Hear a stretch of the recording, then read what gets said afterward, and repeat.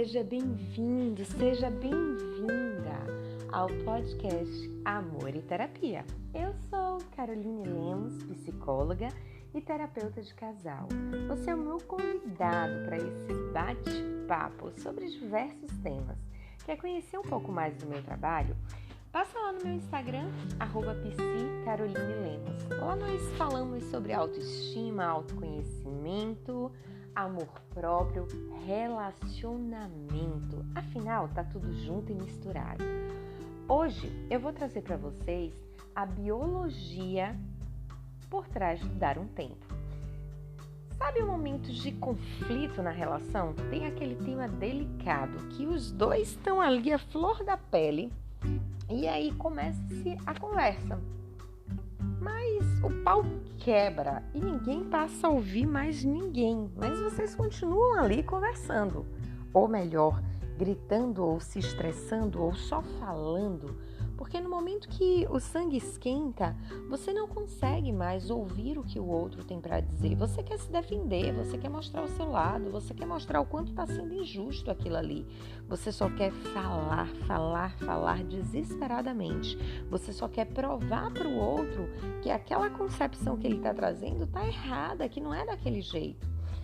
E quanto mais você tem esse comportamento, mais feridas são abertas, mais o casal se afasta, mais você começa a distorcer a percepção que você tem do outro, mais a admiração vai indo embora, mais falta respeito. Relacionamento é respeito, é companheirismo, é parceria, é troca. Então, quanto mais vocês se machucam no momento de conflito, mais vocês estão trazendo pontos negativos para a relação. E o intuito não é um magoar o outro, ao contrário, vocês estão discutindo sobre um ponto, sobre uma situação e não sobre o casal. Depois que você aprende a se afastar um pouco da situação, a dar um tempo e voltar o assunto com mais capacidade para ver, ouvir, entender e pensar. No momento de conflito, você não vai conseguir entender o outro, você não vai conseguir ter empatia pelo outro, ter compaixão pelo que o outro está falando. Ao contrário, vocês entram em uma guerra de quem tem razão, quem é o culpado, quem vai ganhar aquela disputa. E esse não é o intuito da conversa. O intuito da conversa é justamente poder ver, ouvir, entender e pensar.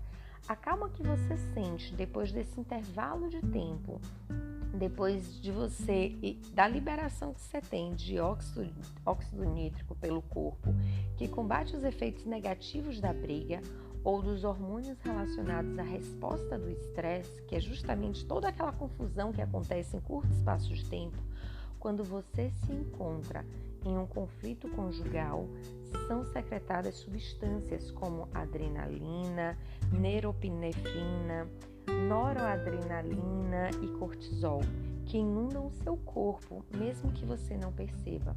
O sistema vascular se contrai, o que provoca a aceleração cardíaca, o aumento da pressão e a ampliação da raiva, da ansiedade, da sensibilidade à dor.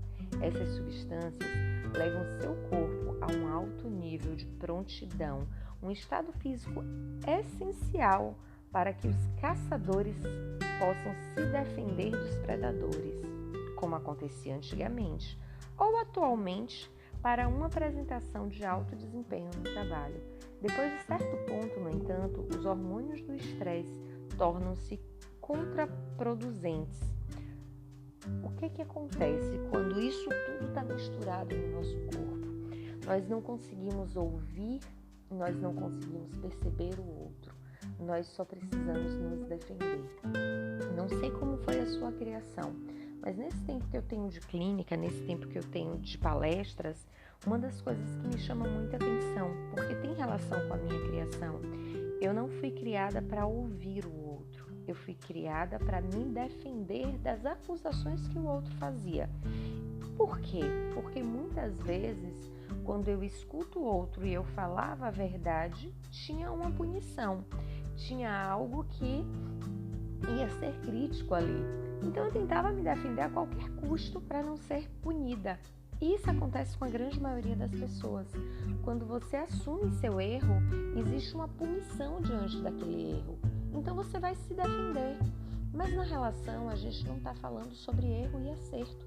São duas pessoas diferentes, duas perspectivas diferentes, tentando conviver juntos. A gente está falando sobre ajustar os limites, sobre ajustar as questões da relação. São duas identidades diferentes tentando construir uma nova identidade. Por isso que em um momento de conflito não dá para permanecer ali. Crie uma estratégia entre vocês. Se um estiver aumentando o tom de voz, silencia. Se para você é muito difícil silenciar e permanecer ali, fala: nesse momento eu vou me calar e eu preciso me retirar. Eu não quero que venha um conflito. Ao contrário, eu quero ficar em paz com você.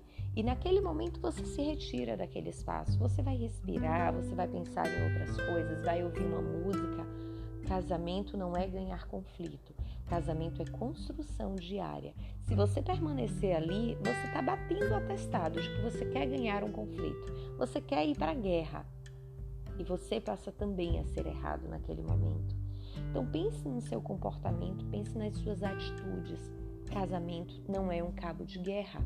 Casamento é uma construção de duas pessoas que querem a mesma coisa, que se amam e que desejam a mesma coisa, mas não conseguem ter uma linguagem muitas vezes saudável para construir essa mesma coisa que elas esperam.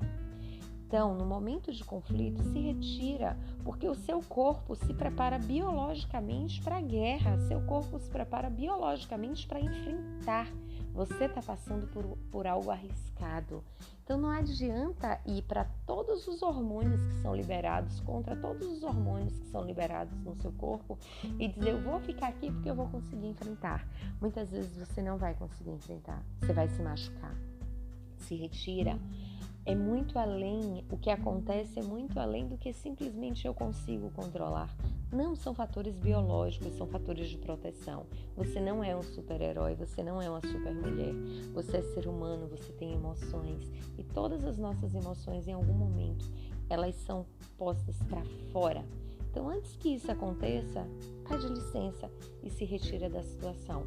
Uma outra coisa que eu trabalho muito com os casais na clínica é a estátua viva. Vocês terem um acordo entre vocês sobre um gesto que possa trazer calma, que possa trazer tranquilidade.